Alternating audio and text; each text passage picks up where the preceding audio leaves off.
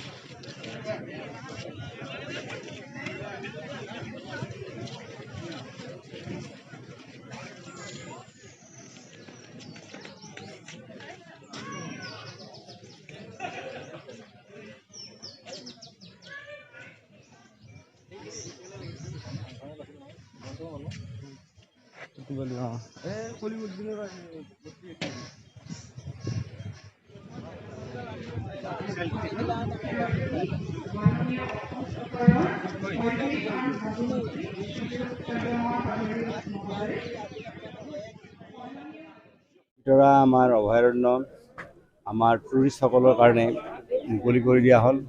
আমাৰ সতীৰ্থ মন্ত্ৰী শ্ৰদ্ধেয় শ্ৰী পীযুষ হাজৰিকা ডাঙৰীয়া আৰু আমি আজি ইয়াতে আমি যুটীয়াভাৱে আমাৰ এই অভয়াৰণ্যখন আজিৰ পৰা মুকলি কৰি দিয়া হ'ল। আৰু আজিও আমি দেখিছোঁ যে ইয়াতে ৰাজস্থান আৰু কলকাতাৰ পৰা আমাৰ কেইবাজনো মানে টুৰিষ্ট আহিছে। গতিকে আমি এই অভয়াৰণ্যখনৰ আৰু যাতে উন্নতি আমি কৰিব পাৰোঁ, গতিকে তাৰ কাৰণে আমি আগন্তুক দিনত আমি কিছু আঁচনি ল'ম। আৰু ইয়াৰ ওচৰত থকা যিখিনি গাঁও আছে সেই গাঁওখিনিত ইতিমধ্যে 4খন আমাৰ কমিটি হৈছে, EDC কমিটি 4খন হৈছে।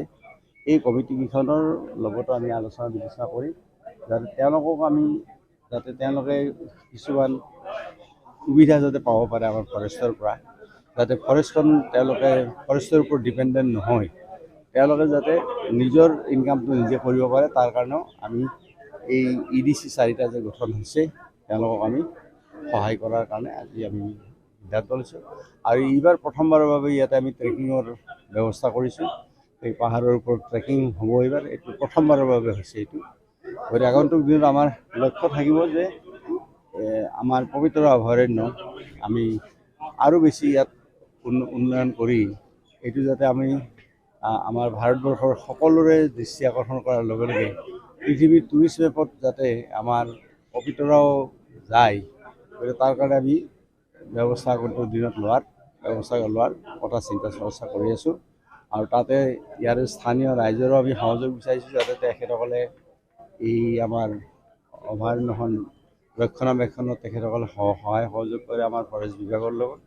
আৰু লগতে আপোনালোকে আমি প্ৰেছৰ যিখিনি আপোনালোকক আছে, গতিকে আপোনালোককো মই অনুৰোধ কৰিম যাতে আপোনালোকক এই অভয়াৰণ্যখনক এটা নতুন হাইটলৈকে লৈ যোৱাত যাতে আপোনালোকে সহায় সহযোগ কৰে, তাৰ কাৰণে আহ্বান জনালোঁ আপোনালোকক।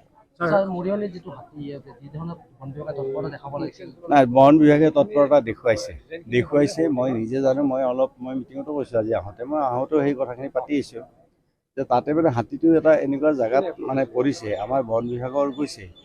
আৰু তাত মানে কি হাতীটোক এতিয়া ট্ৰেংকুলাইজ কৰি পেলাই আমি ট্ৰেইনেৰে উঠাই আনিব পাৰোঁ, কিন্তু ট্ৰেংকুলাইজ কৰিলে হাতীটো হয়তো বেছি সংকটজনক অৱস্থাত গুচি যাব, হয়তো মৃত্যু হৈ যাব পাৰে।